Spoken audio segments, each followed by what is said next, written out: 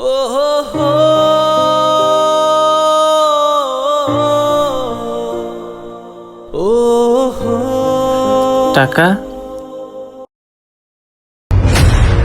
বাবা বাবা শোনো। কি হয়েছে মামুনি?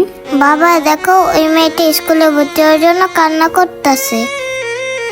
তুমি আমার আজকে স্কুলে ভর্তি করায় দাও বাবা। আমার সব বান্ধবীরা স্কুলে ভর্তি হয়েছে, আমিও পড়তে চাই। মারে, কলা বিক্রি করে যে সামান্য কয়টা টাকা পাই সেই টাকাতে তো আমাদের বাজারই চলে না। তোরে কিভাবে স্কুলে ভর্তি করাবো?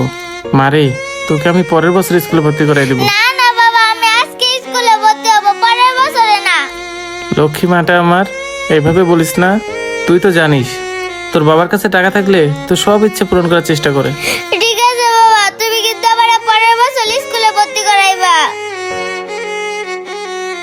বাবা আমাদের তো অনেক টাকা, মেয়েটাকে কিছু টাকা দাও না যাতে স্কুলে ভর্তি হতে পারে। আচ্ছা ঠিক আছে মামুনি, চলো।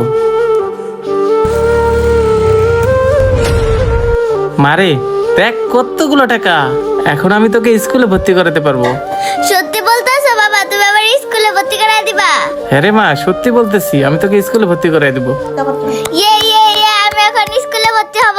থ্যাংক ইউ বাবা। আমার দান করার কৌশলটা আপনাদের কাছে কেমন লাগলো? যদি ভালো লাগে থাকে অবশ্যই ভিডিওটি শেয়ার করে সবাইকে দেখার সুযোগ করে দেবেন। ধন্যবাদ সবাইকে। আসসালামু আলাইকুম।